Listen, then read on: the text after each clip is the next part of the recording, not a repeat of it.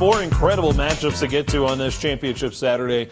We start with the 4A boys. Kelly Walsh and Campbell County, maybe the matchup no one was expecting, but speaking to Trojan head coach Randy Roden, the lack of history with Gillette this season has him concerned.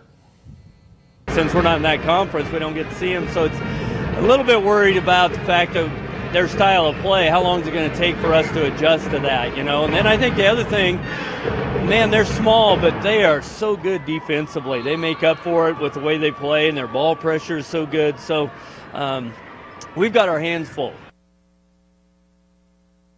These were the last two champions in 4A. Gillette looking to go back-to-back. K-Dub 2 in the last 3 years. Campbell County, a team that uses their speed. Zach Bradley with the inside pass to Trace Olson. Olson using the body, gets the step in the post move for 2 of his 4 first-half points. But Davey McAdams strong for Kelly Walsh, too, playing the post, getting a shot over the defender, and it's good to go, 2 of his 7 first-half points. But Gillette hanging in there in the first half. A pass to Bradley, and look at the strength to get through the 2 defenders. Maybe a foul, but an impressive play nonetheless.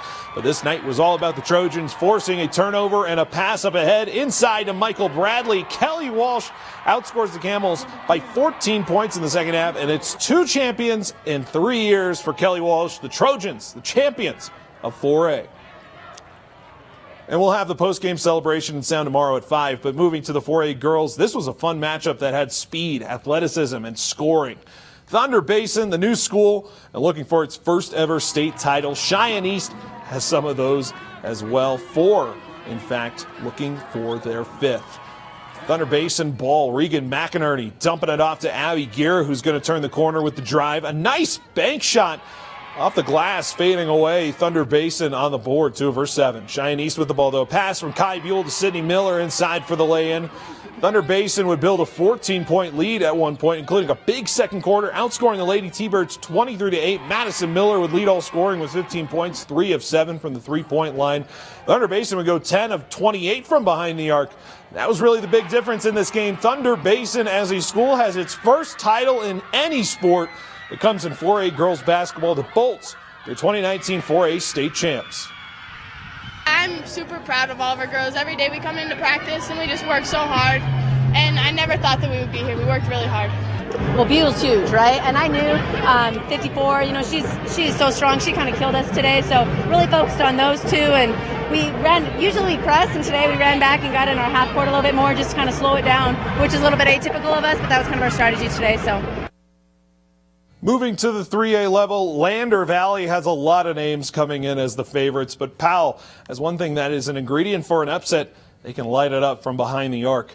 We're going to see Trayshawn Spoonhunter, the exciting guard for the Tigers. The Powell Panthers looking for their first state title in a long time, but the Tigers pushing up the ball on offense. Antonio Coando finds Max Masery for the three-pointer. Easy stroke there. Tigers 2 of 6 from that range in the first half. But Powell at the range, a swing pass from William Prater to Jesse Brown. A flail in the shot. Somehow gets in with the pressure. Good fast-paced action early. Powell, though, pushing the tempo. Kaylin Groves with the pass inside to Adrian Geller.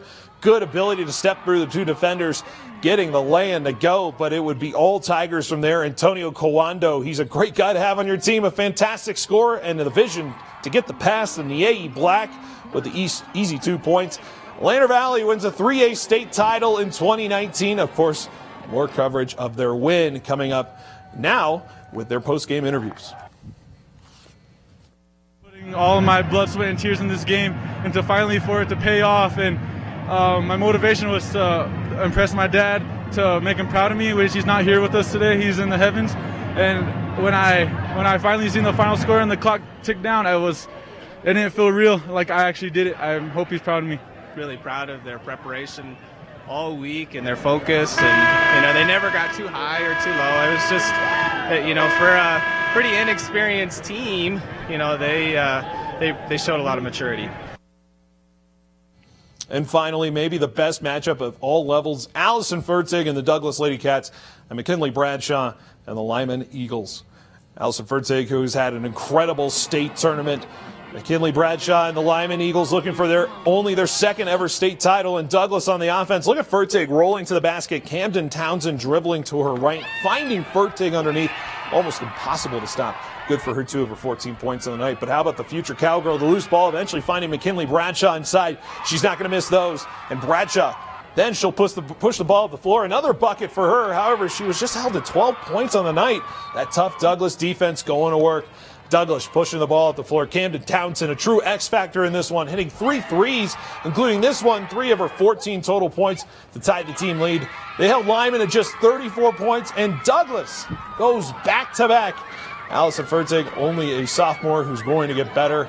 A double-double for her, scoring 14 points, 13 rebounds. Incredible tournament and championship she could share with her teammates.